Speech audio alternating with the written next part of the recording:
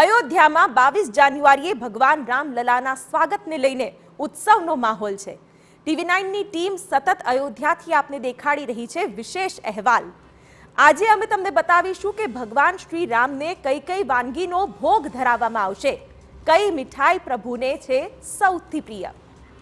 રામ મંદિર બન્યા બાદ અયોધ્યામાં કરોડોની સંખ્યામાં શ્રદ્ધાળુઓ દર વર્ષે દર્શને આવશે, ત્યારે અયોધ્યાવાસીઓએ પણ ભક્તોને આવકારવા માટે વિશેષ તૈયારીઓ કરી છે।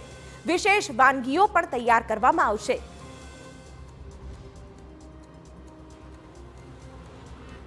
प्राण प्रतिष्ठा की घड़ी खूब नजीक આવી રહી છે અને એની સાથે સાથે इंतजारी પણ વધી રહી છે જાણવાની કે પ્રભુ શ્રી રામ એ દિવસે શું ગ્રહણ કરશે, પ્રભુ શ્રી રામ દે શેનો ભોગ લાગશે।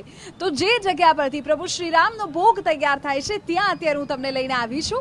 આ અયોધ્યા નગરીમાં ચંદ્રા સ્વીટ્સ છે કે જ્યાં વર્ષોથી પ્રભુ શ્રી રામનો ભોગ તૈયાર થાય છે। તેમના માટે અલગ અલગ પ્રકારની મીઠાઈઓ બને છે અને જે બનાવે છે એ સુમિત જે આપણી સાથે છે એમની પાસેથી પણ જાણવું છે કે કઈ રીતે તેઓ આ प्रभु भोग तैयार करे छे। सुमित जी, कैसे बनाते हैं प्रभु का भोग, क्या लगता है प्रभु को? 22 तारीख को क्या चढ़ेगा प्रभु को? प्रभु को तो पहले से ही पेड़े का भोग ही लगता है हमारे यहाँ से, और पेड़े का ही भोग हमें भी लगता है 22 तारीख को लगेगा। और लोग आ रहे हैं तो प्रसाद के रूप में भोग प्रसाद पहले भी पेड़े का जाता था, आज भी पेड़े का ही जाएगा। ट्रस्ट की ओर से क्या कहा जाता है जब आप प्रभु के लिए भोग तैयार करते हैं, कुछ दिशा निर्देश आता है वहाँ से? बिल्कुल, ट्रस्ट की तरफ से यही आता है कि ये प्रसाद के रूप में जा रहा है तो जितनी शुद्धता और जितनी अच्छे से बनाई जा सके वैसे ही बनाए, क्वालिटी में जितनी भी अच्छी कर सके वैसे भी करे कि लोग प्रसाद के रूप में इसको बाहर ले जा सके, 10-15 दिन रख सके, खा सके और बांट सके इसको। अच्छा, कितने सालों से आपका परिवार इससे जुड़ा है? कब से प्रभु का भोग बना रहे हैं आप लोग? 70 से 80 सालों से ये प्रभु का भोग बना रहे हैं हम लोग। हमारे पिताजी से पहले इनके पिताजी और परदादा से हम लोग ये काम कर रहे हैं। 70-80 सालों से हम लोग भोग प्रसाद का काम कर रहे हैं। अच्छा, तो कभी कभी ऐसा भी होता होगा कि बहुत ज्यादा क्वांटिटी में ऑर्डर आता होगा, है ना? हाँ जी, होता है। अभी जब से हमारे माननीय प्रधानमंत्री जी जब से आए हैं, शिलान्यास किए हैं राम जन्मभूमि का, तब से कभी कभी क्या होता है कि कोई स्पेशली फेस्टिवल में या कोई स्पेशल गेस्ट आते हैं तो हिसाब से हम लोग का क्वांटिटी बढ़ाया जाता है ट्रस्ट की तरफ से। अच्छा, पेड़े के अलावा प्रभु को क्या चढ़ता है, क्या बनाते हैं आप प्रभु के लिए? कुछ अलग अलग चीजें बनाते होंगे, जैसे 56 भोग वगैरह होता है उस वक्त से भगवान के लिए तो पेड़े का भोग ही माना गया है। भगवान को पेड़े बहुत पसंद है और पेड़े का ही भोग लगता है। बट ये है कि ऐसे भगवान को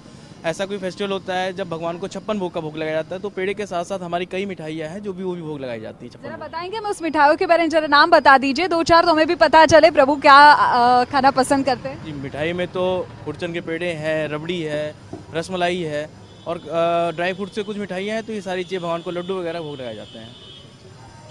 तो प्रभुना भोगना जे पेड़ा बने छे ए आप जुओ અહીંથી જ આ જે પેડા છે તેનો ભોગ જે છે તે પ્રભુને લગાવવામાં આવે છે અને ટ્રસ્ટ તરફથી ખાસ એ કહેવામાં પણ આવે છે કે જે ક્વોલિટી છે, જે ગુણવત્તા છે તેને જાળવવામાં આવે, કારણ કે ખૂબ દૂર દૂરથી લોકો અહીં આવતા હોય છે ત્યારે સ્વાભાવિકપણે પ્રભુને જે ભોગ અર્પણ થાય છે પ્રસાદ સ્વરૂપે તેઓ પણ ગ્રહણ કરે છે।